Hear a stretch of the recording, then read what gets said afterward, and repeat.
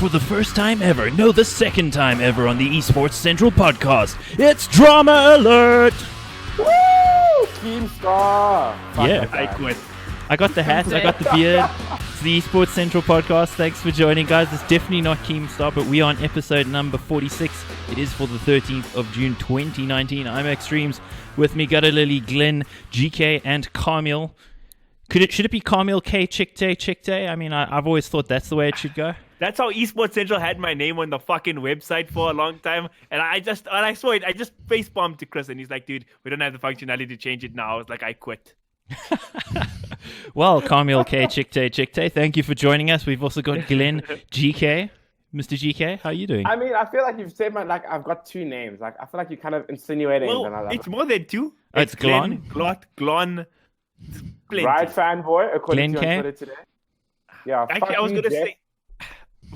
I'm just going to give a shout out to my editor. I hate him, Jeff, for giving me the Glon title that Kaameel has not picked up. And He's appropriated it. It's cultural appropriation. It is! Oh my word. Wow, you guys are picking on me. If I could choose, I would drive a GTI, okay? I would live the stereotype. Okay. Gold wheels. So, Nadia, StGutterlily, you've got a nice shiny new microphone there. Let's hear how beautiful you sound. It's crisp. It really is. Wow, okay. ASMR. Also, again, before everyone even shits on me, I know, yes, this is my mic currently. It is not a pencil case from high school. It's real. I thought he was joking, but damn. Wow, okay. So, on the Esports Central Podcast, if you don't know what we do, we talk about everything international and local in esports, but this week we've got a special episode, hence the drama, actually, because we're going to be talking only local this week. We're ignoring everything. I mean, there's E3 happening, big things going on, Overwatch 2, everybody's not excited for that. We're not going to talk about it. We're going to talk about local South African things, so... Maybe there's some things for you international listeners or viewers that you may find interesting. Yeah, maybe not the specifics, but the general concepts that we're going to talk about, pretty applicable everywhere. So I hope you guys do enjoy the episode. Do let us know what you think in the comments. You can, of course, find us on YouTube and Spotify, Podbean, iTunes, and a whole bunch of other places that I don't even know because, geez, our editor, Sargon, he's small, he's sneaky. He sneaks it in everywhere. So he's drunk half the time. True that. So he doesn't even remember where he snuck it in. That's also part of the problem, So I think mail, they can just send us directly. Yeah. So I think we will kick off with a Glenn topic, are we? Is that the first one that we will. But before we get there, I just want to, for the video listeners that can see, that's for the video listeners. Top. You support shit teams. Wow, we shook. Yeah. Look, it's Cloud9, although having said that, though, obviously... You know what their name was in Dota? It was Clown9. You know why? Because they're fucking clowns, Glenn. Actually, League of Legends, they were the top... Anyways, whatever. Point is, I'm wearing a Cloud9 top and a hype. So that's the international news for today. It's a nice top. That's international news. The other international news that I want to put in here is that when Kaameel comes to Bryce, he brings these things. And, he left me having to drink this, so... Axe, you drink light beer at home. Don't even give me your shit. I'm watching my figure, Kaameel. What are you talking about? Listeners, that was a Smirnoff. Yes, it was. Storm. The spin's red, isn't it? No, this is a spin. This is full-on high school girly drink, eh? I haven't drunk it since I was in since I was grade 8. So sorry, I don't know what Kaameel drinks. So next time I come to your house and you pour me a Jack Daniels or something, I'll apologize. But you can't give me a Castle Light and be like, oh man. Hey, whoa. If you sorry, I forgot we have brand ambassador there. My bad. If you buy a Smirnoff spin, does they get pumping lights and a foam party as you go out of the spa or top spa? With a Lumo cap, with a green Lumo cap. Nadia, I vow when you come to Joburg next, I will host a disco party with just more spins to drink. But take me back. Moving on to yes. the first of our local esports special. There was an article that was written by Arthur Goldstuck. So, I mean, he is well-renowned, a very well-known, established sort of author or journalist in terms of the sort of the IT tech scene. But obviously, as we obviously know, IT and tech is not necessarily giving you knowledge about what gaming is. But anyways, long story short, basically, he wrote an article with an interview with Julia Robson. And I'm sure most people obviously know who she kind of is. She's a brand ambassador for ACCE. So, yeah. So the headline the headline of the article, which is what jumped at me, was "Gaming Becomes Career in SA." And so this was published. Well, the day of recording is the 12th. That was the day that the article came out. And it was just so ironic, and it will be something we'll talk about later as to like what the discussions that have been happening within local esports today. But my issue with the headline is like, if I may interrupt you, it is worth mentioning that the actual newspaper headline and the headline on their website are actually different, which is quite interesting. Yeah. So on your tweet, it does say, gaming becomes career in South Africa. Whereas on the online version of the article, the headline goes, "How this SA female gamer turned her love for video games into a career." And really, that's what it comes down to. My issue with this, I have no issues with Julia. She's done well. She has turned her love of gaming into a career that clearly sustains her. And that's awesome, and that's rad, and that's really, really cool. But for me, my issue is, again, nothing to do with her, is when you try to make a headline that says, there's a career in gaming. Then you interview one person and you go, that's the headline. There's a career in gaming.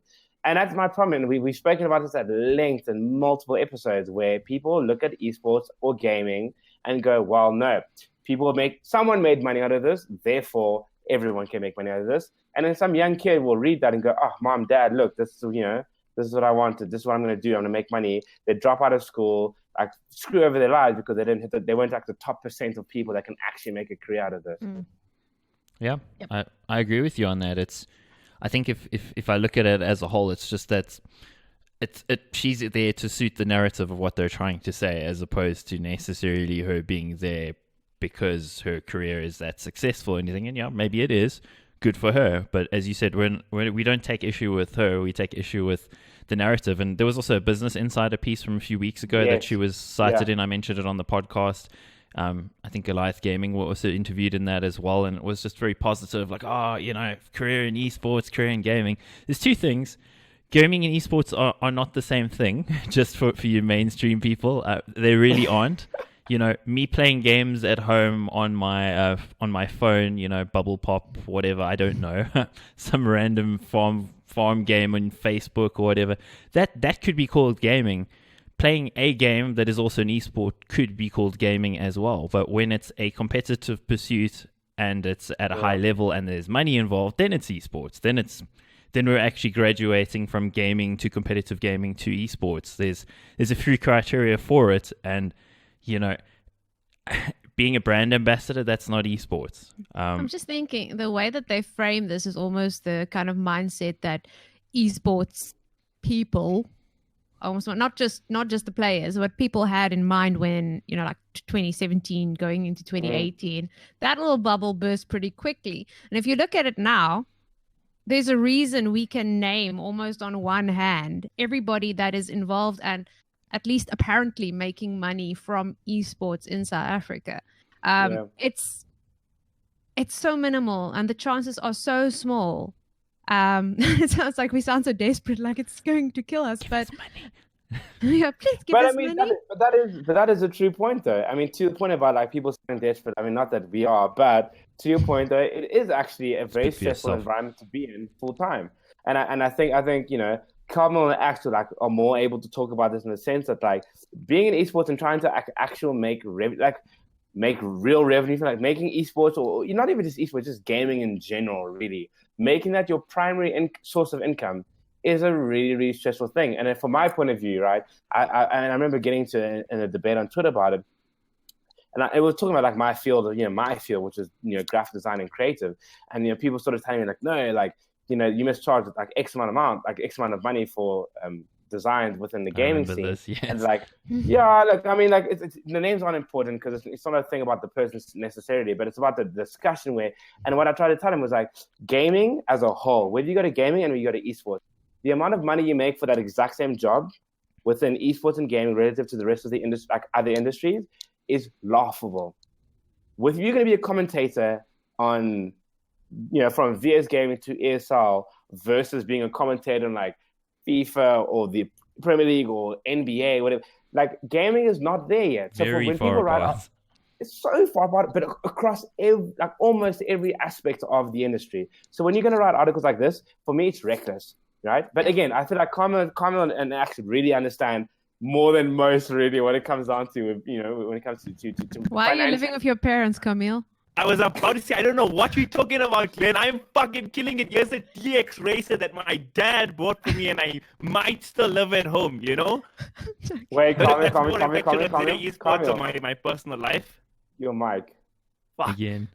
Yeah. Well, while he's fixing his mic, because I don't want to edit this. I'm tired of editing this shit, so I'm not going to do that. Ruin everything. That's what happens when you go in esports. Your mic is You shit. can't afford a better microphone. But Ax, as you were saying. Well, I'll go with if we're talking about like, can you make money in esports? Before we get to that, one of the points you were mentioning there about the gulf between other industries and bigger sports than esports. Yeah. Even just if you think about it in a tiered sort of way, like esports is at the bottom. Gaming is a little bit higher because it's actually approaching a wider audience, and then pretty much everything else is just up there in terms of what you can make, like way up there. So, I mean, if we look at like what Julia does, there is an esports component to what she does, in that she plays esports games, and sometimes at points she's been a competitive player. But mostly what she's doing is promoting gaming brands, because, you can use your Acer laptop for, playing Apex Legends, you can play Counter-Strike, you can play the latest AAA release, you can play Overwatch 2 when it comes out because it's going to be so amazing. And it's going to be a great game. It's going to redefine the gaming. Redefining PvE for everyone. But God. yeah, we're going to wreck that next week. But in general, what she's doing is great. What she's doing is in esports though, and that's again, we don't take issue with it. And we keep having to repeat this because you know why? Because there are these fuckheads on Twitter who will actually attack us and tell us that we hate her or something because we're mentioning something related to her. This is how people's minds work. Like, oh, you're a hater. No, but no, I we're just not. saw someone tag her in the tweet. I mean, he defended by going, but her name was Ben. She has something to say, but I'm like, it had nothing to do with it. If I had an issue with Julia, I would have tagged her in a tweet, as would any of us, because like, if you're going to talk about someone, you would tell them, but it had nothing to do with it. Yeah, sorry, Nadia. No, I was just going to say, like, I think maybe another good example is, I know she doesn't like having her name, doesn't come across as she likes having her name thrown about, but like Sam Tegel, she's worked bloody hard to do what she does, and at least that is esports related. But to get those kind of opportunities is so rare that you can't just go and like, you know what, I'm a gamer, I love maybe talking to people, I want to be a desk host or whatever, and go out and just get it. It is going to be always, like single digit number kind of opportunities that's available to you, and to just go out and say, you know what, go and do it. If you come to, if you're in South Africa, you're going to have those kind of opportunities. You're in for a very, very rude awakening. I think that's applicable everywhere in the world, really, because in esports, no matter where you work, you do make more than you would if you were in TV, and you have to have the same skill set. You need to be as good as the people on TV, but you're making the equivalent of 30 euros an appearance, as opposed to, the thousands, the tens of thousands that TV guys are making. So, the skill set is the same. You've got to look at the right camera at the right time. You've got to give the right sponsor call outs. You've got to hit the ad breaks, that sort of thing, depending on how professional the broadcast is, of course. But the skill set is the same and the pay is much less. But the reason we do it is because we love it. It's not because of any other reason. Yeah, I think as you go up and you're Toby One or you're Sadokist or you're Red Eye, then money does enter into it, because you have the negotiating power. You can actually make a few $1,000s a day, which is great. But below that, especially in South Africa, there isn't the money to do it. I mean, myself, I wrote 119 articles across 4 publications last year to keep myself alive. And I didn't before last year, I did not consider myself a writer. I would write, but now I do, because I've got the experience behind it. But it's what I had to do, because I couldn't just do the commentary thing, as much as I'd want to do that. I mean, I must have done 300 odd games last year, which is crazy. But then you look at it and go, well, 2/3 of that was literally for free, and there's those leagues that you commentate on where at the end of it, the understanding is, you'll get to do the LAN final, and then it doesn't work out and you don't, so you end up not getting paid. That's what esports is. You do it for the love of the game, and if you're going to, expect to make a lot of money from it, it's very few people that can. And I don't think there's many guys on South Africa who've managed to get it across the line doing it. So, I mean, didn't work for me, but hey, I'm an old white guy, so maybe it'll work for you if you're a bit younger and you're a bit better looking than me. But overall, I just think it's a tough space to be in. And if you look at what publications like this thing in the Citizen from Arthur Goldstuck, as you said, super respected tech journalist, 58,000 Twitter followers, he's influential, but it almost comes across as if this was done by a committee with, like, we need to appeal to the young kids or something, rather than actually something with something real to say. So, I just think it's a fail on their part. The Business Insider piece from 3 weeks ago, fail on their part as well. Like, what Julia does is great, and it should be celebrated, and we should be happy for her, and we are.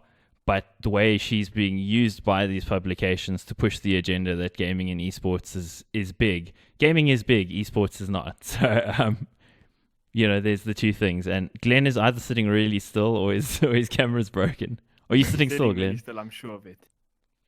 Oh, never mind. I think he's completely dropped, actually.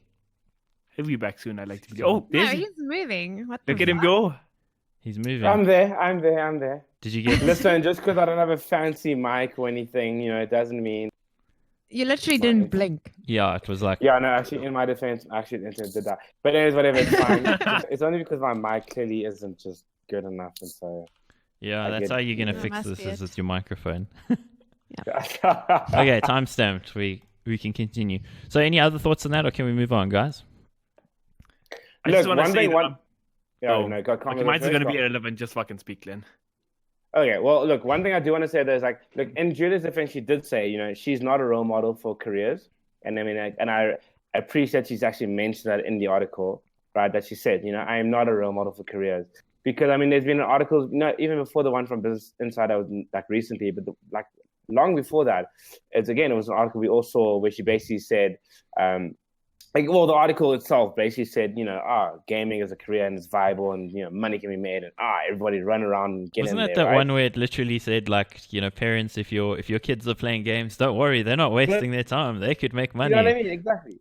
And then again, she didn't call that out, and then she was called out about that, and I think a few of us here already even called out it, and kind of that was a shit article. It was irresponsible and reckless. And then she kind of did, sort of on Twitter go like, okay, guys, my words were gave basically some defense for her, for how she was portrayed in the article. So I absolutely respect her for actually going, you know what, I am not a role model. And I really think that's so important. And again, to the point we've been saying, it's not about her or her success or, it's about the fact that you can't have irresponsible articles like that. And I feel like for me, there's a responsibility on if you're going to get interviewed by someone to really stress that. Make sure you don't oversell it.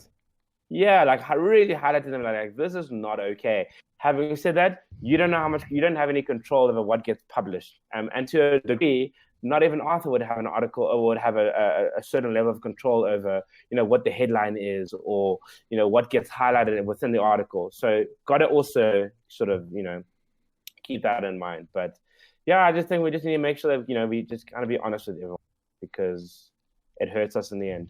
Yeah, you can't really misrepresent things and try and sell esports and being bigger than it is, because what that does do is it burns sponsors in the long run. And we've seen lots of big names that were in esports in 2017, 2018 aren't there anymore. I mean, there's quite a few, and I almost don't want to call them out because it's just then we miss you, please come back. Well, some of them we don't miss. Yeah, some of them get fucked right off, actually. Yeah, there is also that. Nice. So, actually, I'll give a quick personal plug, yeah? We were talking about Sonic from ATK, the South African team, joining Team Envious. If you'd like to read about his thoughts on joining Team Envious and how he's not been idle or an idol, you can go over to esportscentral.co.za to read about it. Because, yeah, I mean, I think he is certainly one of the best prospects we've ever had as a player in the CSGO scene, and he's definitely going to succeed. I've always felt that about the kid. He's got the right attitude as well, very, very down to earth kind of guy with the right sort of mental approach. Very much that sort of approach of a top sportsman, rather than, I'm a kid playing games. And that's the level of single-mindedness that you have to have, which is literally what he has. All he does is this, practicing and focusing on working on it. That's how you actually succeed. That's how you get there. But he's the one out of tens of thousands of players, basically, because there is actually a pretty big CSGO player base in South Africa. There's one guy who's picked up by an American org. So you can't use that and go, now we can all make money. No. I mean, same narrative. It just doesn't quite hold up. But, I mean, the guy is going to absolutely blow the doors off things. I'm really excited to see what he's going to do. So go read about that if you like. Your turn, Nadia. Yes, a hot take. I always have these things that makes me really loved in feminist communities, I guess. So we've had actually Kristen to SSB on side quests. I remember we had her as a guest one time back in the day. Yeah. She had a bit of a hot take on Twitter yesterday. Sad reality, quote unquote. Some of the ZA CSGO female players have the ability to keep up with or walk over the international female scene, but have never been afforded the opportunity or break to do so. Ooh. Listen, Where do we start? Yeah, okay. Who wants to start? I know, I just Nadia, want to say, like, obviously they're coming out of this React, however the hell you pronounce it, tournament, and feeling that you played really well, but again, it is also, if not misleading yourself, then also misleading, I think, other people, because the sad reality is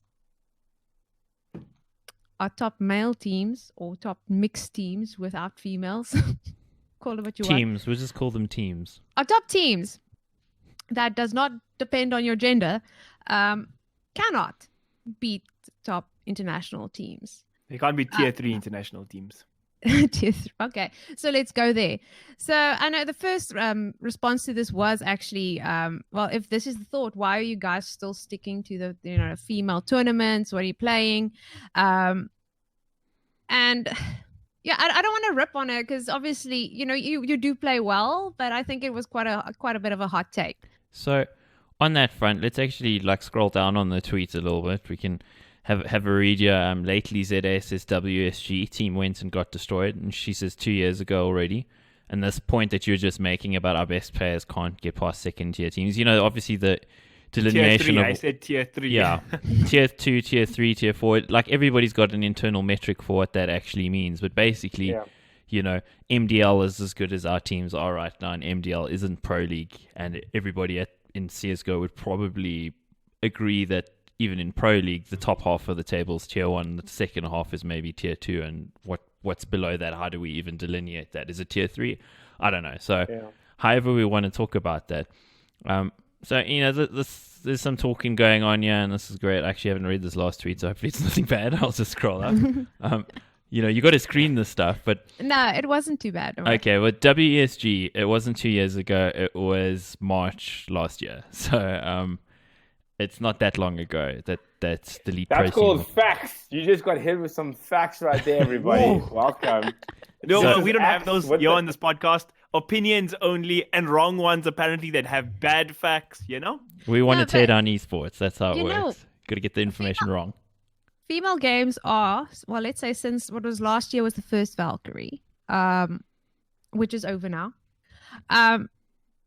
They are being given an opportunity, but the only way you'll really be able to tell whether this is in fact true is if you had any insight into teams like this, like international scrims at least, or if they were, I'm not really sure. I don't know if they're entering international comps, if it's possible for him to play like that, but what the results there are. Are they currently in the VS? Yeah, they are. I think in Division 2 or something. I mean, again, the local female teams can't compete with the top male teams. They're just not at that level. Now, I can also see where some of this thinking comes from, and I don't blame them in thinking this way. Shaz, who's probably the most well-known South African female player, she played in Copenhagen Games back in 2016. I'm trying to remember what the team was called now because it's now Dignitas, but at the time, she had not played with them, was playing on 200 ping, went to the LAN, they won the LAN event, and since then, that Dignitas team, even though she isn't in it, it's probably the world's best female team right now. So, wasn't always for that period of time, but it's a lot of the same sort of players. So, if you look at that in isolation, you go, okay, well, Shaz went over and she won a big international tournament. You can look at that in isolation and go, oh, well, there's a reason why, but that's actually 3 years ago, almost 3 years ago. And then the again, yeah, Shaz is almost in that situation like a Sonic. yeah, it's she And I also think played in one mixed teams as well fantastic her player. entire career. So, she's sort of forged at the crucible of competition. She hasn't been in a sheltered competition where it's only people at your sort of level. So that's why, also one of the reasons why she's in a lot of ways so much better. I don't think she's quite at that level anymore. She's had a lot of health issues, unfortunately. I think that's kind of curtailed her abilities a little bit. She struggled to see at times. So, I mean, I really, really do feel for Shaz, and I hope she does get what she needs. She's actually on a donor list at the moment. So, I mean, if you're a praying person, maybe drop some of those, that would help. But if we look at, like, in isolation, you can say, oh, we're great. But the only evidence we have, WSG, more or less the same team that won this weekend at REAC, that was the Elite Pro team. Now it's the Energy team. Didn't get anywhere against other teams that nobody'd ever heard of. So, like, in a year and 3 months, have they developed enough to compete with those guys? I don't know. But I don't think so. But actually, also to your point, I think a lot of issues, and I also, again, think it's something we often talk about within the podcast. I think if you feel that you need to, like, you can actually step to the best of the best, step to them. This is gaming. There is nothing stopping you from going, cool, you know what? We should have a scrim about X, Y, and Z. And yes, sure, there are the issues around sort of latency and, those kind of things. And yeah, fair enough. But I feel like if you wanted to do a show match as one of the best teams because you think you could actually beat them, give them good odds. These things can happen. Like there's money around, and even in the teams, in women's teams, there is money to be sort of organized. So if you think that you can step to them, step up and do it. Then organize it. Tell them, cool, we give you 5-1 odds. Give them a money amount. Like, you can put money behind behind what you're saying. My issue is, and what I feel about that tweet is, one, I feel like there's no evidence, there's no empirical evidence to actually even make that statement. One, there's none of it. There isn't. And if there is, tweet me, let me know, and I will publicly apologize and say, shit, I'm sorry. But right now, there's no empirical evidence to say that our female teams can actually do as well or walk over international teams. I mean, walk over was the part that's a bit hyperbolic. I mean, that's about but I'm sorry, but just what I'm saying at the end of the day, and what I feel like a lot of people lack in local esports is initiative. If you think you deserve X, Y, and Z, go out and prove it first, because when you do it and you actually succeed, the money follows. Brands don't run for people they don't know, or for an event they don't know, or for an idea they don't know, or a concept they don't know. Prove it first. Go and literally put your money together, because I tell you now, if you're gambling on yourself and you're telling me, cool, we can walk over people, or we can beat X, Y, and Z, put your money where your mouth is, because I guarantee if you fucking succeed, everything else will follow. And no one does that. People rather sit on Twitter and go, we could do it, but then no one's gonna. I actually saw there is one brand that's interested, so maybe. Okay, well, yeah, I'll bring that up quickly. You want to talk us through this one? Okay. I don't think I'm welcome there. Oh crap! Not sure any of us are. To be honest, are any of us welcome there at this point? Though. Okay, while you guys are looking for the tweet, let me. I got it up here. All right, damn it. I got it up here. I'll give it a read quickly. Desolation ZA says, well, I think ATK could use if FE team, female team, with the right performance results be pushed to overseas. Clap, something to think about. And we got Flea, great leader CPT from ATK, saying, Deso the visionary, let's do this, ladies. Tagging Dr. TCCS because this is serious. That's the coach of the ATK team, the former Bravado team. So, yeah, where do we land on this one? Okay, Bravado is going to lose everything here. Just context for who Flea is. He is the owner of ATK, and then obviously they're primary investor. So just so we understand, it was the owner of ATK saying, "I'm aware, yeah, let's do it." But just to kind of just hop away from that quickly though, I just wanted to say the way that things are going at the moment, with small TOs and stuff actually presenting all female tournaments and stuff like that, that's probably the most organic way that these teams will grow towards this vision, which I think is more what her tweet ultimately should be. Is we have the potential and we can grow so much and we can get to that point, but then these teams have to go and actually build on top of that. So That's a good way to put it. Just keep it in that mind, and then back to you, Flea. Okay, well, shall I take the Flea thing then? I don't know whether to call him great leader or Flea, or we'll go with Flea. I think it's easier to say. I'm not sure his name is. Well, I think he's talking to a Bravado player currently. The tournament was actually won by Energy, so I mean, there's that. So Bravado were the best team for a very long time. So I guess maybe, but as you said, it's just I feel almost bad for Sen from Bravado if it's like, what, this dude's gonna come and off Bravado go come again. Come on, dude. Bravado's been doing that to other teams for fucking years, dude. Taste of their own medicine. And Okay, spicy. I like it. Also, it must be great to have a reputation on Twitter when everybody wants money. They'd be like, Papa Flea, swing us. I mean, if that's the reputation you want to have, sugar daddy, I like it, but. Well, if you talk about it, if you say ATK on Twitter, it seems like there are some keyword searches because this dude shows up. So, look, what I will say on the other side of that, right? And I mean, there's no say it with your whole chest. It's no secret that there's love lost between us because I mean, we will call people out on things, and people seem to struggle with that in esports, and that's whatever.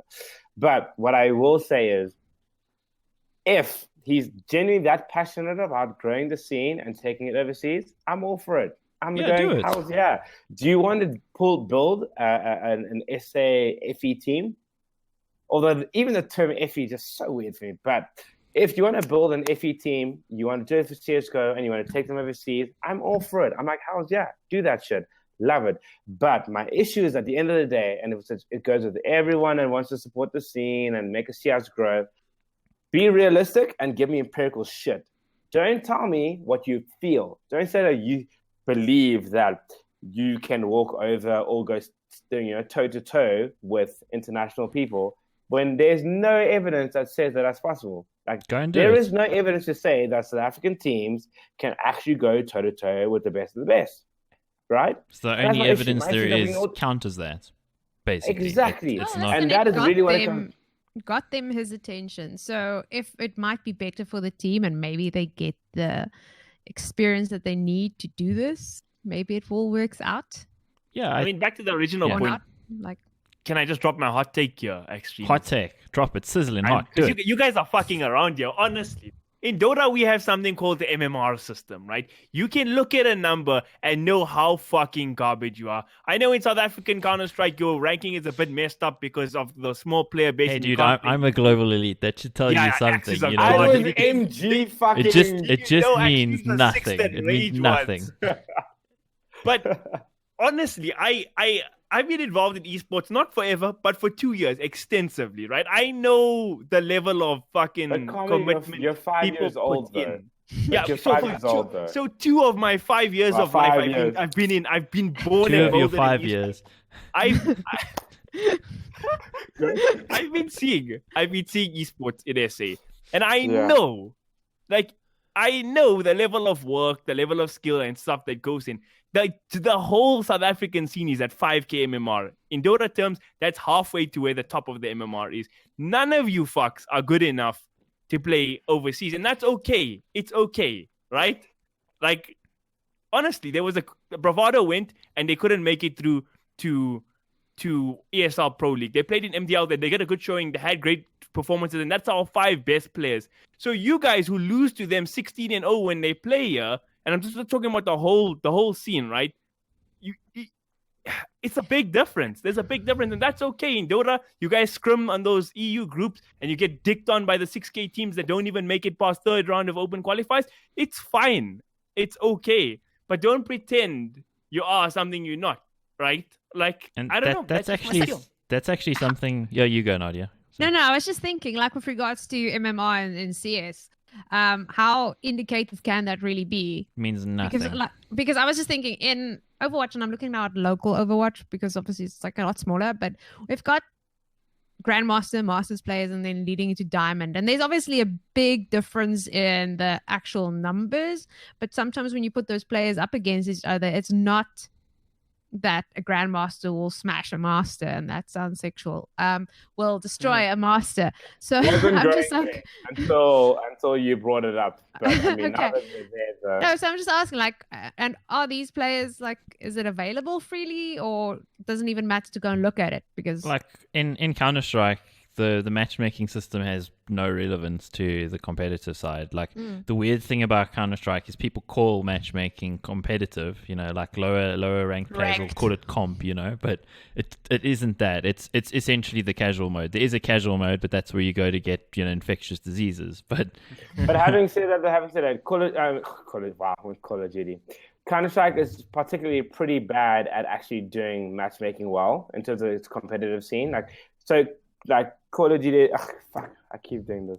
Do you know why? Because I keep going COD and I go CS, I go C and C, and it's just whatever. Jeez. Also, Too much of the product of your new company, Glenn. Oh God! Oh yeah, AB that's InBev. what it is. Drop But that also, there. is like, so CSGO's ranked as being particularly shit relative to other sort of. But esports. it's also like part of with CS. There's a lot of intangibles that are really hard to quantify with numbers, like in other games. I call bullshit on that, honestly. No, I but genuinely also- CSGO say that CSGO players say that all the time, like, oh, but you don't understand, like the intuitive nature. I think you You can- misunderstand me on that one, but I agree with you. Like, where guys like go like, oh, I got 5 frags in a game, but I'm a great teammate and I throw flashes and all sorts of shit. Like, bullshit. Get the frags or fuck off. But But there is like Mo. When Mo you is nuts are trapped- getting lost at the point here. Shut up. My point is, I come from a Dota background, so I will use Dota analogy. There were 4 players good enough, fucking statistically good enough on numbers to try and make it. They all went overseas. They tried, right? Like maybe there's a handful who are also pretty good here that could have went as well. And one of our players, the best player in Dota in South Africa for the last 3 or so years, got top 10 ranking in the Southeast Asia region. Even that wasn't good enough for him to make pro events and shit. It's so competitive out there. It was It's degrading. SCA. That's not impressive to make top 10 on SCA though. Dude, in Dota, SCA is a strong region. Fuck off, Glenn. Why do you know you lol shit? Okay? Okay. You're degrading those people who are at the top of their game by saying, I can do it better. I'm going to walk over you. Sure, honey, then go and do it. Like, what? What is this thinking that I can just... I don't know. It makes me mad to see, to be honest. I mean, when you put it that way, the way you've quantified it, it does make it seem really crazy. But let me make 2 points here, and it's tied into what you're saying.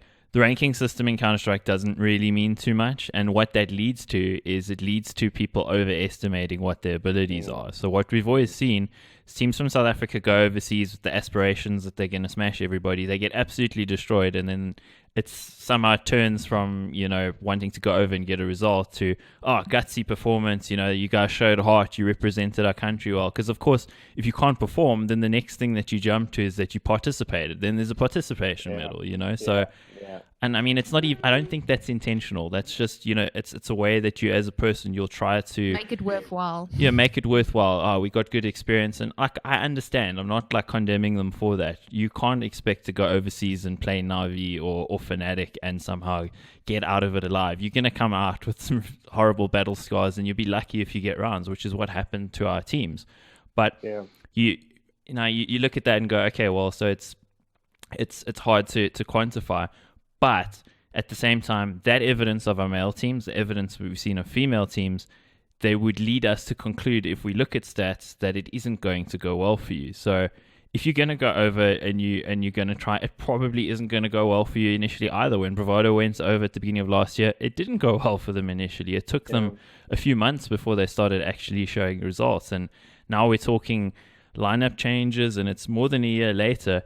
They're more or less playing in the same league that they were. They're better than they were. They won MDL, but I say that was probably in a weaker season overall. Since it's been a tougher competition, more teams, they haven't been able to win it again. We're 3 seasons later. So if you, as a female team, I do think they're very marketable, like you said, Glenn. Like, I think the marketing aspect, that's one of the reasons why female teams and competitions are promoted overseas, because it's appealing to a different demographic. There's sponsors that want to spend money on things that in gaming and esports that appeal to women. So that's a good place to spend money. So I think there is marketing money to support something like this. But as to like, will you walk over them? I think it'll be a similar situation to what happened with Bravado. You'll go over and get walked over many, many times for quite a period of time before you can actually be competitive. So I think maybe, and also just to Kristen, to SSB, we're not necessarily like wanting to wreck you individually for saying this, because I think you were also just super excited about the event over the weekend and how cool it was and everything. No, so we're cool. wrecking up for thinking it in the first place. Yeah. So I am at least. Yeah, I know you are, but you're a freaking savage. Sorry. The thing that I was just thinking about was also like this Heartbreak, which is a very romantic type name. But anyways, what he said, why don't integrate into a team? Because it is obviously also a decision to keep yourself separate and to play in a safer kind of scene. But then what she also says is, but from personal experience, playing with and against males improves your individual play so much. But on the other hand, male teams hardly ever look at female players, which is also an issue. But again, I kind of feel like these female tournaments are going to give some exposure to these players, which may end up, it's always going to be really hard to get picked up into a team, especially one of the bigger teams. But you're already in a good position being in a Bravado Academy team. And this is going to give you the exposure, get your name out there, give you some experience, and hopefully work towards that goal. But how fast that's going to happen, I don't think it's going to be in our generation. Yeah.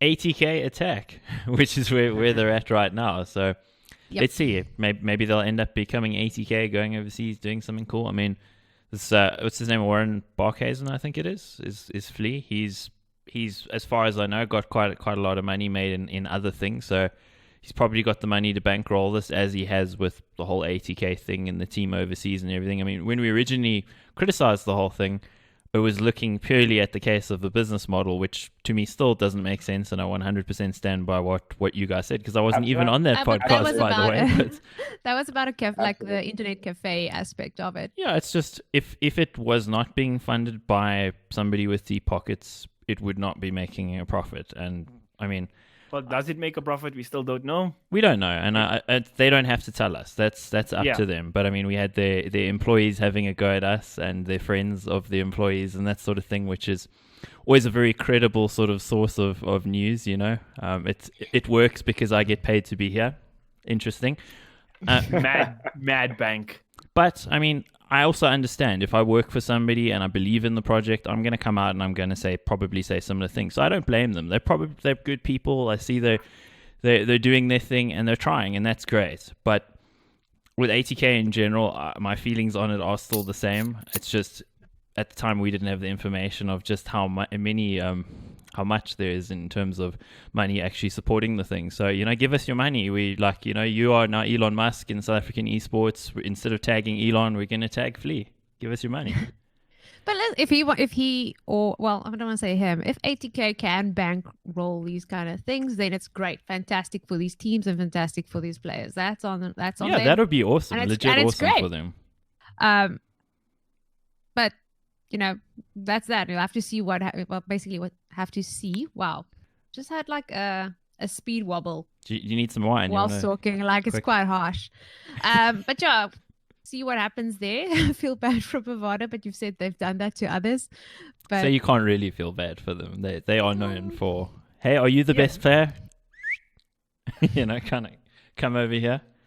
Well, they still have that name. Well, if they're going to poach, shouldn't they poach energy at this point, right? You would think so. I think he's probably talking to the wrong team, and I'm sorry for saying that on a podcast. Kristen, please don't hate me for... It was a power move, dude. He was saying he can have whatever team he wants. Guys are going to get shanked at Comic-Con.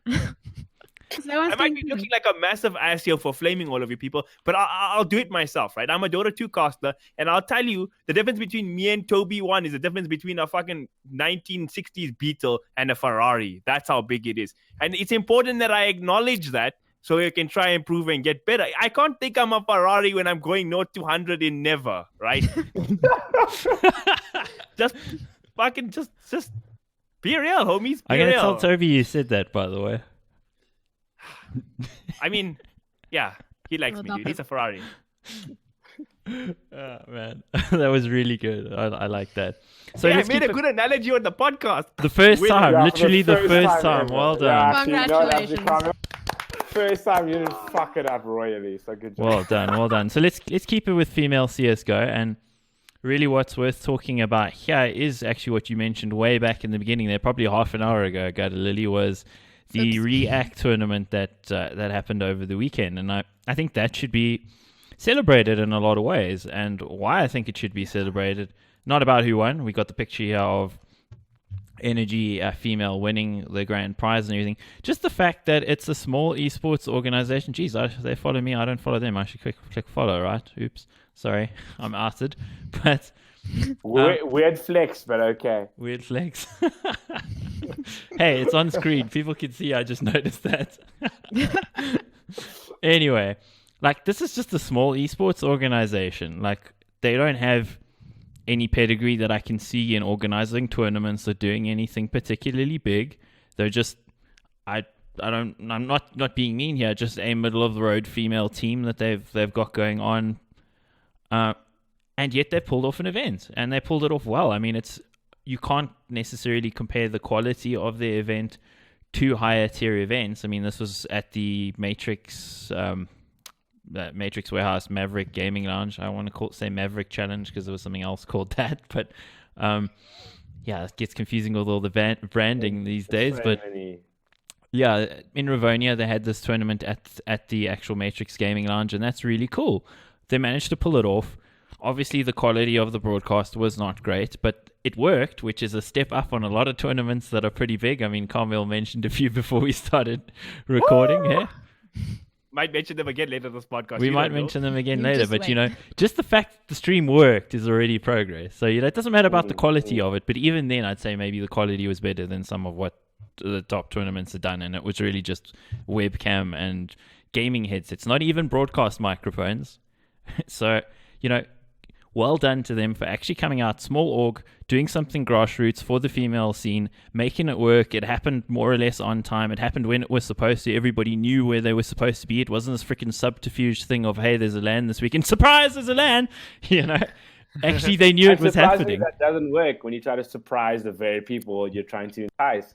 Apparently, it is not a good model to surprise people with details a week before.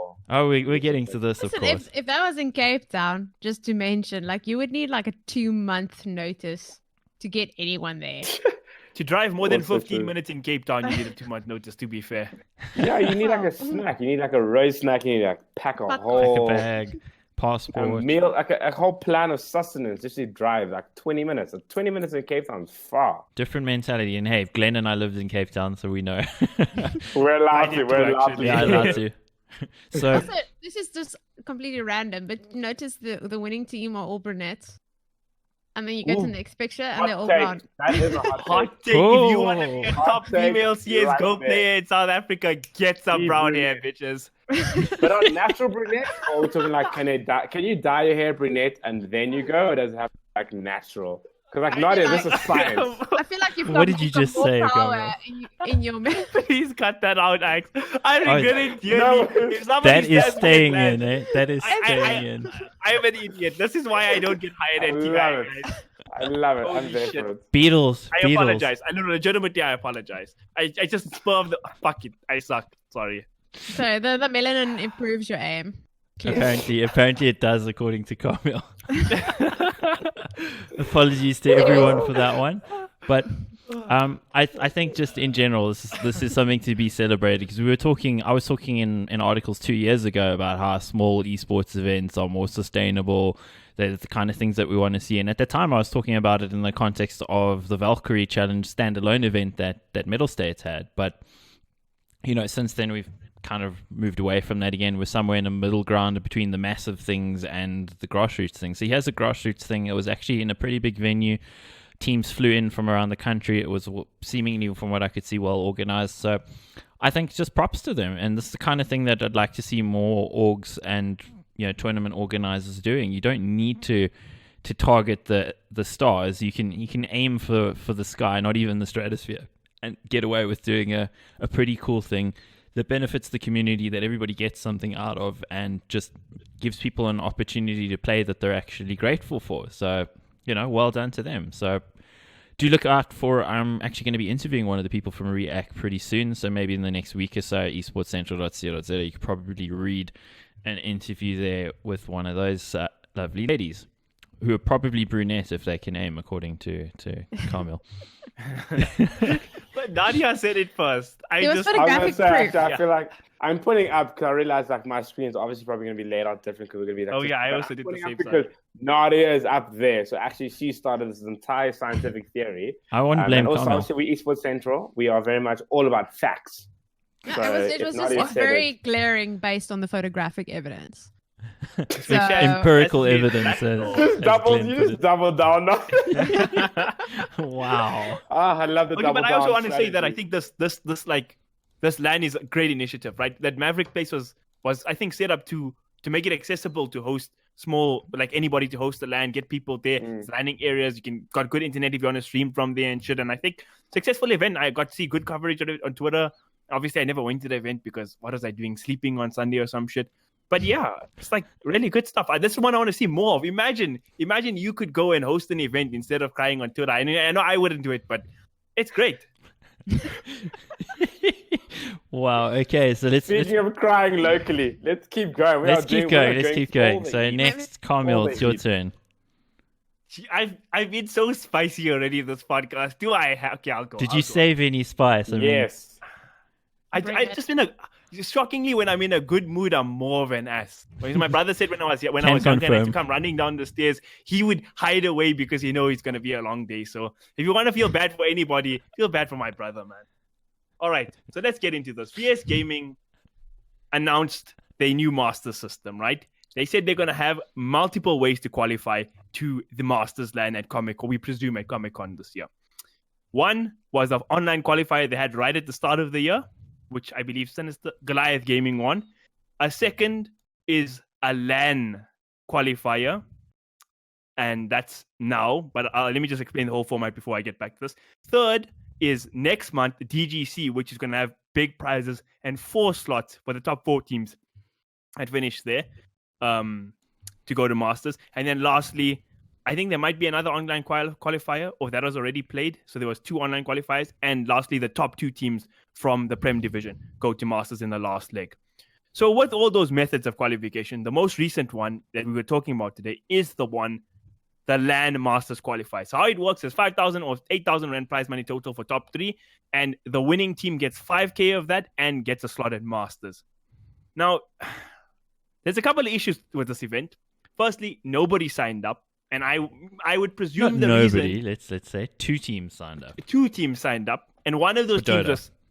For Dota. One of those 2 teams was Sinister 5. So immediately, first place you know who's going to take it. Sinister 5 is going to wreck all the kids. So immediately it's like, yikes, do we really want to fly down, bring our computers and shit, drive to Matrix Maverick to get shattered by Sinister 5? Well, the answer in practice has been no, right? They also had a thinking of, this LAN qualifier is going to be so awesome that we're going to have a full production team and talent and shit there. So they hired they spoke to casters and stuff to be there. They made a talent announcement even to broadcast one game where Sinister 5 was going to wreck kids. Now, I know VS Gaming didn't intend for this to happen, but I think for me to sum up VS Gaming in one word is disconnected. And that's just how I feel. Well, I think what's important to mention here is the fact that the whole thing, from a Dota perspective, has been cancelled because of the fact that it was only 2 teams. So we saw a tweet today actually saying, okay, well, not happening anymore. I'll actually bring up the tweet quickly. Let's hope this is the right tweet. Usually I'm better prepared. Are you But following them? Yeah, Kaameel posts things and then you just like, oof, I don't know if this is safe for public consumption. I create a bad enough reputation for myself on this podcast. Do you guys really have to add to this, So we got Big Ten coming VS back? Gaming saying, please note that Dota 2 LAN qualifier has been cancelled due to a lack of entrance, and a couple guys talking about things and whatever. But the number one thing is, of course, it's been cancelled. But as you said, why did it have to come to this? Why would you be this far down the road? You've announced talent at a tournament that's supposed to be broadcast and you don't have people signed up for it. So the question is, why didn't they want to sign up for it? I think is number one. And then number 2, like, why are things happening in the sort of time scale that you're only realizing a few days before the thing that actually it's not going to happen after all? It's just... Is it worth it at all to have actual lands for qualifiers in South Africa? No, Hot take? No. Okay, it's not a hot take. Sorry, damn. that's not But hot I take. think The answer credit is to no, them for one emphatically thing. no. They did announce the way the format's going to be, and that's qualifier was going to happen like a long time ago. Obviously, they advertised it 2 weeks again that registration's open, but they did say a while ago, if you're like a master of the VS Gaming website, which self-proclaimed I am, you would have known. But still, it's really hard to find. I mean, the Yeah. VS Gaming website requires you to log in to find any information. It's always hidden behind layers, so it's hard to find. So, I mean, in VS Gaming's defense, I know they can say, well, listen, we announced this way back at the beginning of the year, and that's a fair assessment, but people don't remember way back to the beginning of the year. You need to keep reminding them, keep telling them this is happening. And they'll also say, yeah, we posted on social media. But clearly it didn't work because guys aren't there. Now, part of it, I think, is the prize pool. To give 8,000 Rand as the prize pool when guys have to fly from other parts of the country to do this. I know we say you should do things for the love of gaming and whatever, and yeah, you should, but in this case, they're trying to qualify for a tournament with was it like a 500,000 Rand prize pool at the end of the year, Kaameel? 600,000 Rand? Yeah, 620 last year. Yeah, I don't know what it is this year, but it's a lot of money. So if you're going to try to qualify for that, you're probably a fairly serious team. But are you going to come out to a thing that won't cover your costs? So you win it, and say 3 of your players have to fly in from out of town. That's more than 5,000 Rand right there. You know, and the fact that they have to be housed for a couple of days, you got to feed them. So the org is just looking at it going like, this is a money-losing situation for me. I'm probably not going to win it because Sinister 5 are going to be there. So the maths just tells me not to be there. And they have another LAN next month, which is a much better LAN with better prizes and 4 spots. So even if you get fucked by Sinister 5, you still have a chance for qualifying. So why would anybody feasibly come to this LAN, right? And Okay, but hold on. So it's multiple qualifiers for the same end result. Okay. yeah. No, but what I will say, and luckily, Bluetooth headphones, everybody, you I got can the same deal ones. with Shout out to Plantronics. you can deal with neighbors and still pay attention to everything, which is why I was gone. That's a joke in case no one noticed that, because obviously our podcast listeners couldn't hear or see. We missed you But, dearly. Listen harder. But what I will say that I do think that as was like, but my big issue though is that the scene has complained so much about, we need tournaments and we need X, Y, and Z, and we need like sort of investment and people giving a shit about us. So where are the lower level teams, the ones that know they can't compete at a high level? Where are the rest of them, right? And it comes back to the kind of discussion or the thinking about how big is our scene really? Like when you're going to complain about there not enough tournaments, and yet there's this many that just happened now, and yet none of them are getting filled up enough. Well, the lower levels are not getting filled up enough. Do we even have a low-level team or a low-level scene at all? And it goes back to, again, what I'm trying to say is, how big is our local scene really? Not as big as we seem to think it is, but you make good points there, Glenn.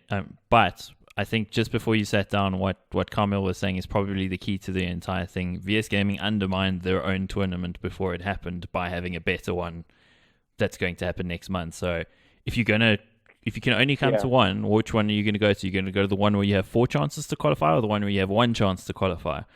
I think the answer's pretty clear on that. So No, like fair enough. And but also, yeah, that's true.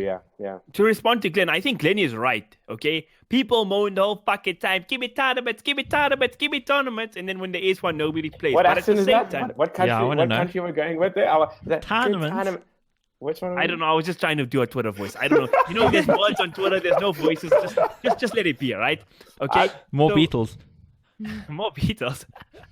So that's what people say. But people also say on Twitter that they're going to walk over international teams and they're going to win. People don't know what the fuck they're talking about, okay? I pissed off so many people today, and I could also not know what I'm talking about. But if you VS Gaming, you don't run a company of what people think they're talking about. You run a company of what you think will work. Obviously, I don't think they went into it planning that it's going to fail. But at the same time, like, I don't think they really thought about it that much. That's just my perspective. I think that's a fair assessment. What do you guys have to say about it? I mean, Glenn, you've had a few things. Nadia, do you have anything on this? No, I was just thinking it's so weird that this is how their qualifiers work. It's like He has a golden opportunity next month. Golden opportunity, big prize pool, 4 spaces. It's so beautiful. Like, will this you can come build this on month. each other? Would you get more points for this first one? And then there's it doesn't make sense that it would. So I'm like, Golden opportunity, 1 spot. I've Close got an together. analogy. Which one are you going to go with? Which one you? You could be a non-endemic brand interviewing somebody for esports. You could choose Kaameel or you could choose Julia. What's it gonna be? I honestly thought you were about to attack me. I was so ready to get up. Definitely What do you Julia, think about this, by the way. I was actually getting ready. I was doing It was a like, good all right, analogy, though, right? X2, I get a stamp of approval. I mean, there. it's 100% always Julia. So yeah, exactly. Of exactly. course. So you got That's the what I was two going things. for, by the way. You know, we got Julia here and we got Kaameel here. You're going to go with that. And For sure. Even I picked Julia. I feel like be camera accurate. So Julia and then Con, you don't show the hand. It's here. See how straight Roll my into the wall shoulders at like the that? Wow, Gled. Wow. Speaking of analogies, actually, it's completely a terrible segue, but I'm doing it anyway. I've been wanting to mention how Nadia is literally pulling off the Thorin cosplay right there. yes, I mean, it's like pretty the impressive. the whole jacket and the fur. And I've been wanting to mention it for a while now. Like Nadia, good cosplay. You did well. Mic Good on the Try my table best. as well. You just got to get good and yeah. angry now. No, You know, literally that's perfect. really where we. oh my god! I can't believe you said that, Kaameel. That's not Thorin. No. Thorin would be like, Yeah. Karma, you fucking idiot. Hashtag fan logic. Hashtag fuck you. And a little face. What's that? I don't know what you Big call that face. when we did the code long with the. It's a big face. There. So I don't even. Thorin talks about everybody else the way I talk about South African esports scene, basically.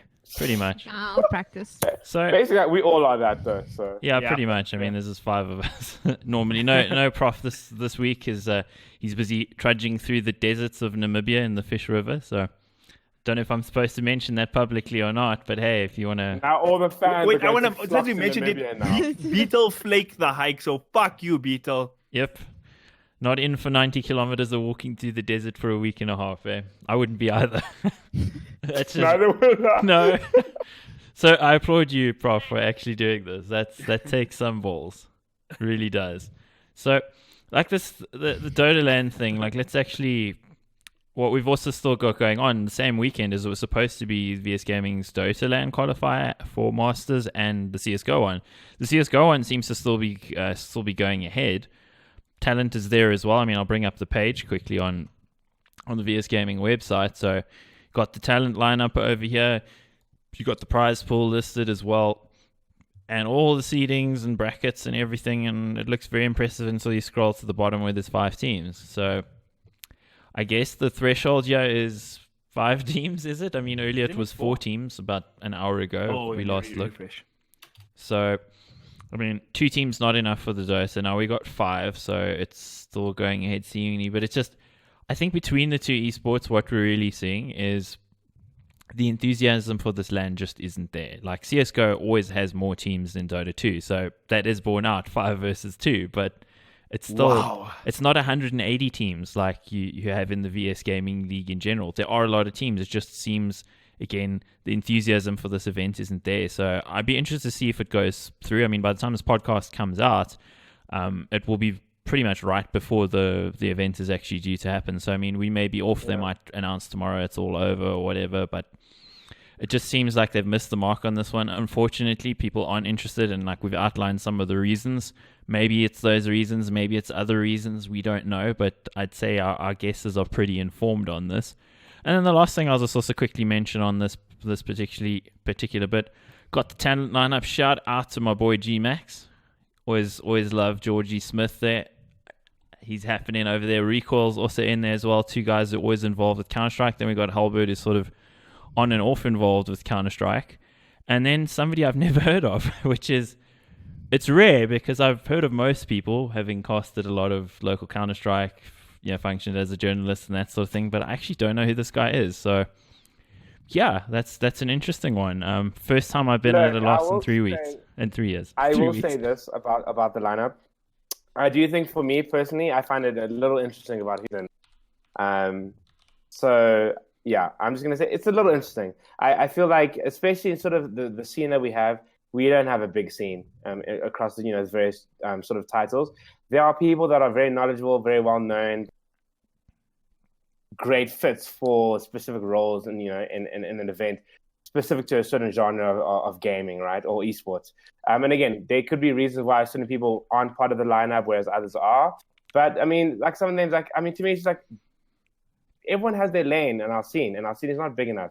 So for me personally, I feel like Halberd being part of that lineup, to me, is interesting. It's unusual for me. You seriously think Halberd isn't the best CSGO panel host we could have got? No. Spicy. And again, Hot take, Glenn. again, like, and all people can get upset about it, it's fine. People have been touched all of today, and that's whatever. I'm all about just saying how I feel and saying the facts. I feel like there were better people to be put onto that lineup. Again, the reasons for those, I don't know. Maybe it could be that they did ask other people, they weren't available, there were maybe a conflict of schedules, or there could be a whole host of reasons as to why. But I just think, especially in our scene, and I think it's one of those issues that, again, we can, we've spoken to at length in the past, and some we can get on later. But I just think the lineup to me is interesting, and especially if there's sorry, just to finish off, but just especially if there's someone that we all don't really know who that person is being put on this lineup, and I'm like, we are the kind of people that should know the people in the scene, and particularly Axe and Kaameel, you guys would know. Sort of typically, I mean, in our cases, usually we know who the people are, even if they're relatively new. They've had some tenure or history in it. I actually went and found this guy's Twitter. It's just literally Patchy is his name. He's over here saying semi-pro cookie eater. I cast CSGO sometimes. Professional procrastinator. All the cool sort of Twittery things. And he seems to like CSGO, and that's great. But I do know this guy isn't in the VS Gaming Discord for casters. He's not there. Yeah. I'm not there either, but hey, I got my spies. But as it happens, this reminds me a heck of a lot of various other situations with VS Gaming casting in the past, and we've spoken about this before, but maybe not quite in this context. So I remember a couple of years ago, there was the mid-year VS Gaming LAN where they got a guy called FPS Fingers in. Really cool guy, actually. He's pretty involved with the PUBG scene. He was casting there, and the guy really struggled. It was probably his first time casting, from what I could tell. And he was casting with Ryan McKay. The dude was just talking all over him, like he never got a chance to talk. It didn't seem like a good fit. And like the guy was actually talking to me, and I was talking to him during the event, trying to help him and just say, like, dude, try assert yourself a little bit more. Try, speak to your co-caster.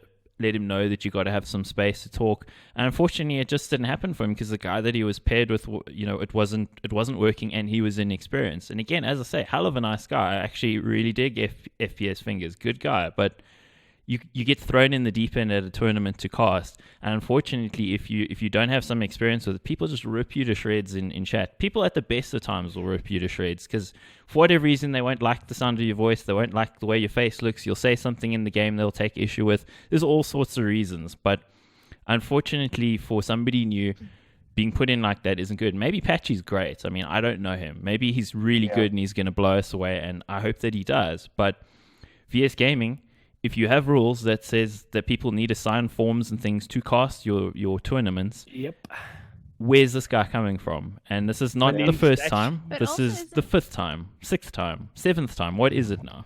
Wait, I figured out how to do the VS Gaming process for the selection. Here we go. It's a hat. He's got a hat. And the winner is my Razor tag. Like, that's how random it is, right? There's no process for hiring a VS Gaming talent. If there is, somebody enlighten me. Yeah, like the way that people are going to listen to this, and this is the way. Like, why didn't they hire me? Is that where you go? Here is like, oh, so Kaameel and axtremes are just bitter because they didn't get picked. Okay, wait. I was actually going to address this next. Number one, I'm actually kind of busy, so I can't do your event anyway. If you had asked me, I wouldn't have done it. Number two, I happen to be on a podcast where I've repeatedly wrecked your organization. I know you won't hire me. They will never hire me. Same thing. I thought it goes without saying, but at this point, I've given up my VS casting career. I know I'm never doing it again. I'm probably going to ruin lots of other careers in ZA Esports from this podcast. But you know what? Fuck it. I have the most fun doing this. And Extreme wears good hats. And the 4th point on that is I'm saying it. And I am not a caster. I am a journalist, which means it's not even my job to be closely involved, and I am the one saying as well and brought it up, saying that I feel like the lineup is an unusual one. And again, and I feel like we always have to add these disclaimers because, this is the scene we're in. But again, it's not about the people specifically. There's no negative sentiment towards Patchy or whoever else is kind of being put on it. That's not the issue at all. It's got nothing to do with them. It's just about saying, one, if you have rules and you have sort of stipulations, regulations that you've enacted, stick to them, right? That's the one thing. But then secondly, also, again, our scene is quite a small scene. So when people are being put into positions where we can name on, two hands who fits better, that is worth raising. But again, if people feel like people are being salty, cool, go ahead, feel the way you feel. But, at the end of the day. My theory on why this is the way it is actually would come down to, two things, actually. I'd say it's number one, cost, because, for instance, recalls usually cost with ISOWolf. ISOWolf is not in Joburg. So I think it's probably a cost thing. They're trying to get guys who are from Joburg. If you look at, for instance, goals and lighters have been costing a lot. In VS Gaming's own rules, it says that you're not allowed to cost things involving your own teams because there's a conflict of interest, and they still do. But I'm not calling them out for that. But probably if it's going to come... Didn't they change that rule after we flamed them about it last one of the podcasts? We never did actually bring it up, as it turns out. Oh, okay, never mind. But yeah, we haven't brought it up, but maybe they did notice this and go, well, actually at a LAN tournament we shouldn't have people who own orgs commentating on those orgs because it brings in a question of bias. I mean, in my case, I left my team in 2016, so I could cast because the rules said that you can't be involved as a broadcaster if you're in a team. So maybe there's that. And then I just say the cost thing. So, like, who else are you going to get from Joburg? You're not going to get Prophecy. He's on this podcast criticizing VS Gaming. You can't get, Barry from Metal State. He owns Metal State. He's a competitor. You're not going to get him. So, who does that leave you with? Not a lot of people. I mean, probably Hayes. Who I was about to say there's a rather good CSGO commentator that's Let me just say this about Hayes. I think Hayes is the best commentator in South African esports by a long way, actually. I work with him 3 times a week. The guy is so good. He carries my ass every night. And he is somebody who has legit prospects to be an international prospect as a commentator if he gets those opportunities. But he doesn't get to cast at VS Gaming tournaments, apparently. It doesn't make the cut. Not good enough. Not good enough, So it's a crazy one. But anyway, I'll leave that one there and we'll move on. Anything else for you guys? No, just the last point. I think besides all the weird way that rules are interpreted at VS, and I don't care. I've got carpal tunnel. I'll never play a game again, and I've got a professional job. So maybe the only way to look at it is also this is a LAN. It's a qualifier, and at least this way they can see whether the talent works and gels together, and it's fantastic and wonderful and awesome and rainbows and gold, whatever. So yeah, yay, go George. I don't know about that. I actually think you have entire online season in which you can test new people. Yeah. Call the Caster Academy for a reason, right? Academy the shit out of it. There it is. Okay, let's move on from this one. Where are we now? Actually, we still got a lot to talk about here, guys. It has been a very all night, baby. Day. It really has. On this podcast, I want everybody to hate me, not just Glenn. Line them up. Okay, so next, I'll take the next one. Shoo, I should not open things. Oh, I nearly opened Steam while this is on. I hope it didn't kill the recording. Okay, let's go over to the browser view here. Carl Vormeron's Congo Carl. This is a baby porcupine. Interestingly, porcupines have the longest gestation period for any rodent, 112 days, which is still shorter than the time it's taken at 10 series to pay the CSGO players who won their tournament. So that's some spice. That's a lot of spice. Firstly, can I just say, that meme format was amazing. Beautiful. I hope that it really just transcends gaming and turns into it was a great format. So firstly, props to Kyle for that one. 100%. I'm going to use it on my invoices this month. You won't believe, but I'm going to flex again. Apparently 10 series follows me too. Check this guy here. An icon, axtremes, honestly. What is this? Anyway. But having said it, so going back to Kyle's point. So for people that don't know, so 10 series, they do 10s rugby, hey? It's a 10s rugby tournament that they do. Yeah. Cape So Town just people 10s. that don't know who they are. So they did the tournament with Metal State, the CSGO tournament with Metal State. So And we really just looked for the forward to context it. around That why, was- huh? No, I remember we spoke about this when it came out because they were the ones who had that. They were supposed to go down, and then there was something with the setup that couldn't work out, and then they were going It was to in like have a shipping container or something. It was Yeah. supposed So to they be. were going to That do. They sounded had a really whole cool. setup with. Yeah, they had a whole setup with the containers was the one big thing they wanted to do, and then that didn't sort of work out. Issues, whatever. And then secondly, I think they ended up sort of shifting the actual finals of the tournament because, again, sort of technical issues that happened around sort of the logistics and all of that. But the reason why it wasn't a thing that it wasn't as big of a deal as, sort of previous sort of TOs, fucking it up was one, people didn't sort of book flights yet or anything. And then secondly, they came out ahead of it and kind of said, cool, guys, this is what happened, blah, blah, blah. So that's why it wasn't so much of a massive issue, relative to sort of, the Previous EPs things. and the arenas. Yeah, well, Red yeah, Bull gives previous you years. wings. But having said it again, it's just like, it's a conversation we have all the time. It's a thing that keeps coming up and shit, I'm tired of it. So on this whole thing, I guess the question here is it Cape Town Tens who pays the players, or is it Medal State who pays the players? We don't actually know that. So I mean, that's something we're going to probably find out. Sargon, the editor of Esports Central, is actually investigating, and he is like a very, very short bloodhound. So he'll get to the bottom of this. So look out on Esports Central in the next few days, maybe early next week. There'll definitely be something actually explaining the whole thing. But the memes format and everything, very cool out of Carl, I think. It's interesting to see this sort of thing coming out because it's been 112 days, and that's a pretty long time. But I mean, there's been other competitions before where players have waited much longer to get paid, which shouldn't happen. Let's be honest. Let's go back to the beginning of this podcast. We were talking about how professional is esports and can you make money and whatever. If we're talking about payments in 112 days, that should be your answer already as to how professional it is. It's not. Has EGE payments been made yet? From last year, a year ago. No.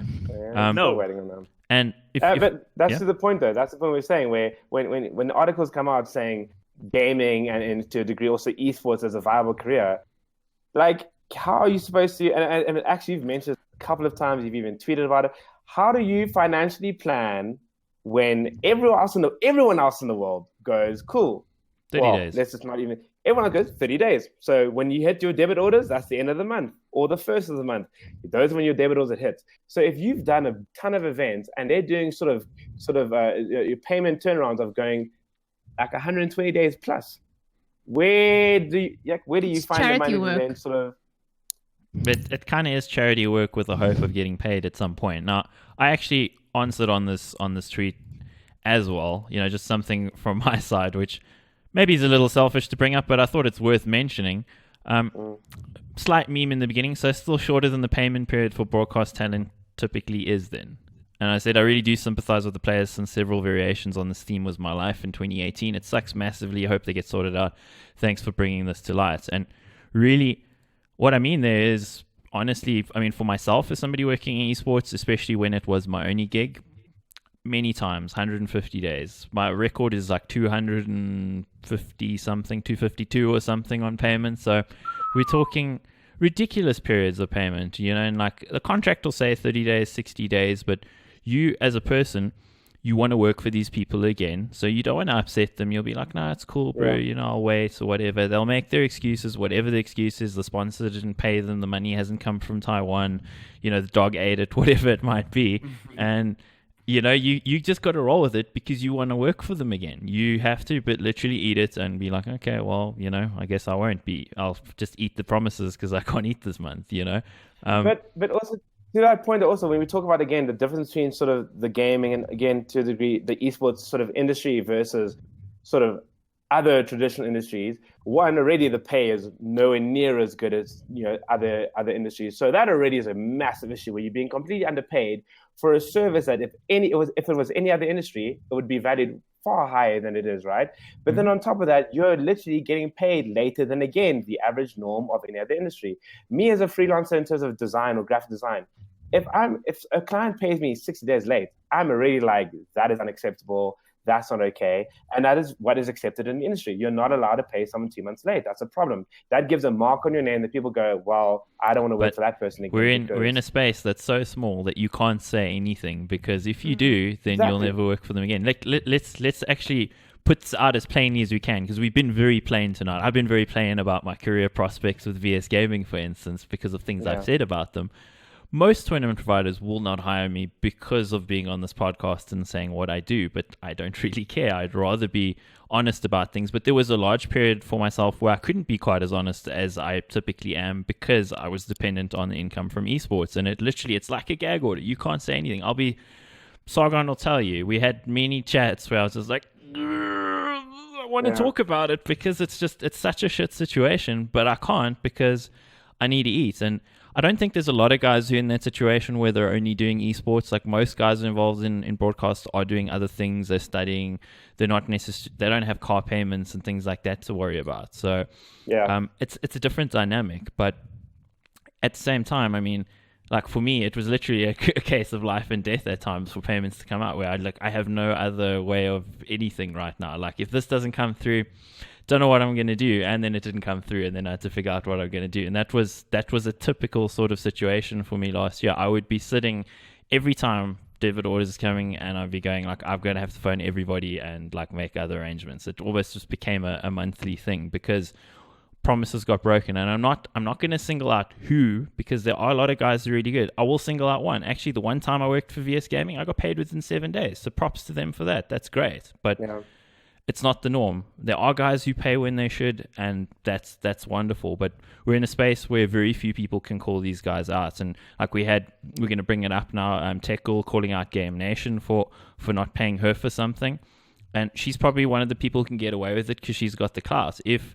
somebody like Kaameel did this, probably half the community would tell him he's entitled and, fuck him for like daring to actually want to get paid, because it depends on whether they like you or not. Thankfully for Tech Girl, a lot of people like her, so they're going to back her in this, and probably Game Nation's going to have to do something about it. Whereas other people, typical commentators, don't have big followings. They just don't, because, generally in South Africa, fuck you for commentating and basically giving up your time to actually help our scene. Fuck you very much. That's really where we're at most of the time. But that's really kind of also, and obviously kind of bleeds into the next topic, and the two are very much interchangeable, is the idea of like there's so much selective sort of outrage in like the local sort of gaming or esports scene, and it frustrates me so much.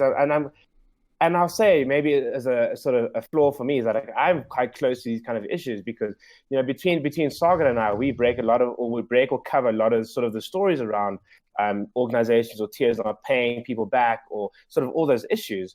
And then some people on Twitter, like one person sort of asked, but I get it that people are getting selectively angry about certain things, and I'm guilty of it as well. But there was EGE, like what else was there?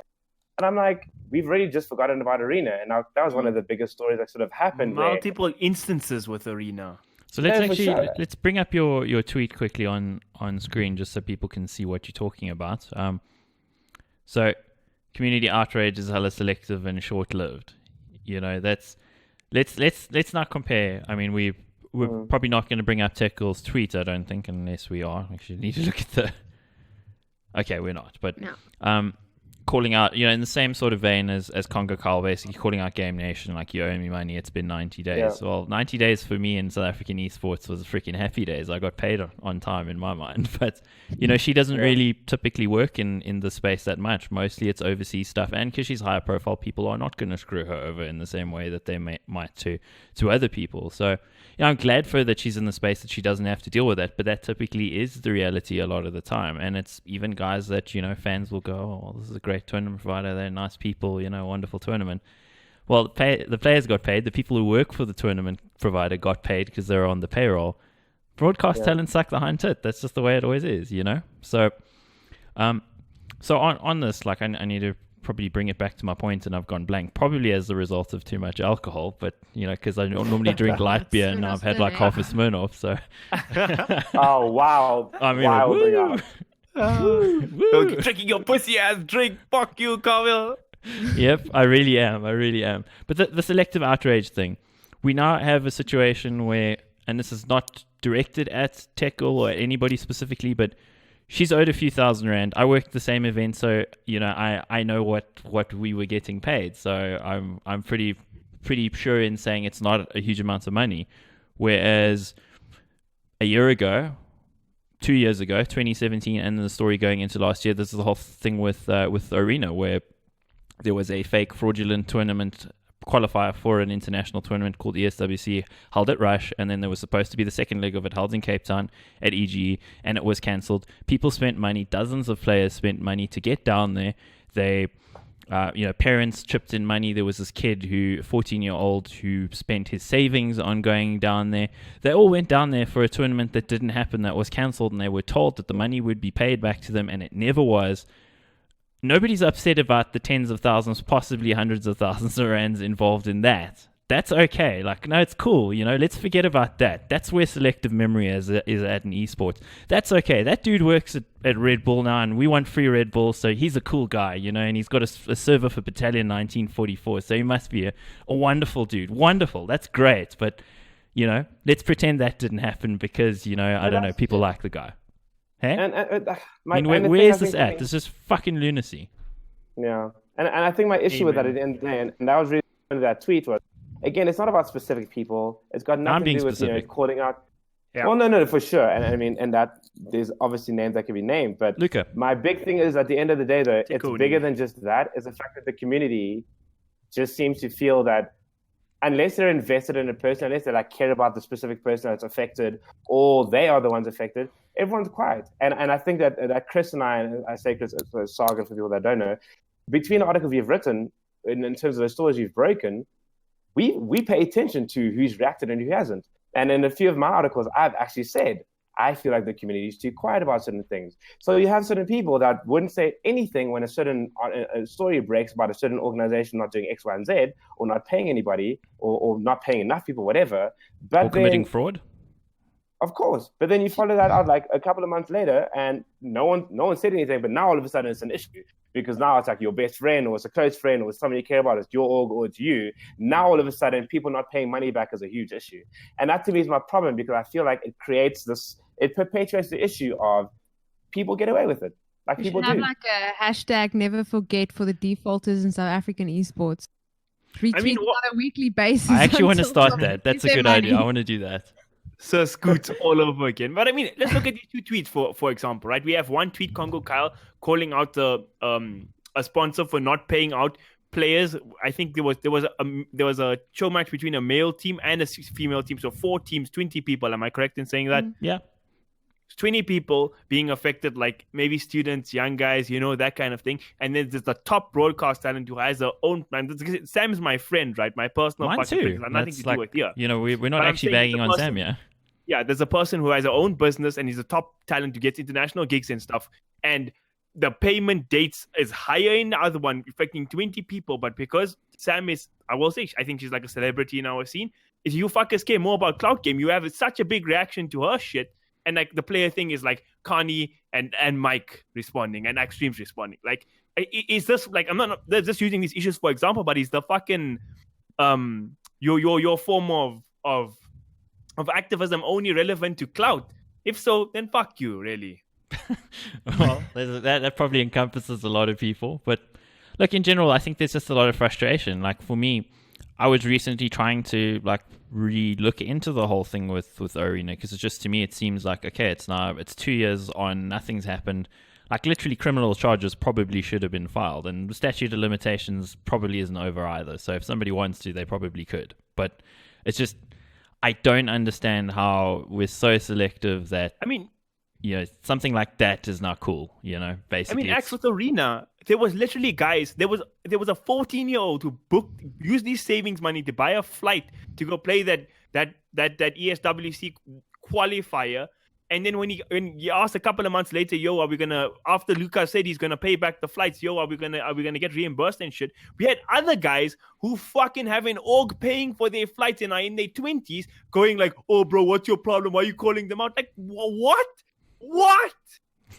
Nah, dog. But I will also say this. I think for me, and having looked at both, and I think to me the EGE thing for me is a little bit more of an issue in my sense, because not necessarily about sort of how things went down, because both of them are equally harmful to the scene and to the very people that were involved in it, right? So it's not about excusing things, but I think to me, the fact that the EGE thing happened, people didn't give a shit about it, right? But then the same person who's involved in EGE, and I'm not going to mention names, I also don't want to deal with legal shit, but the same person, and this was confirmed by that person himself to me because I emailed him to ask, the same person that got involved with EGE is then in the scenes of the RAN show esports scene, and people are still working with him.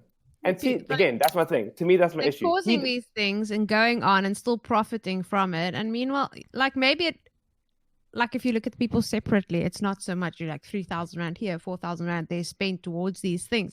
But you're screwing people over and it's not on.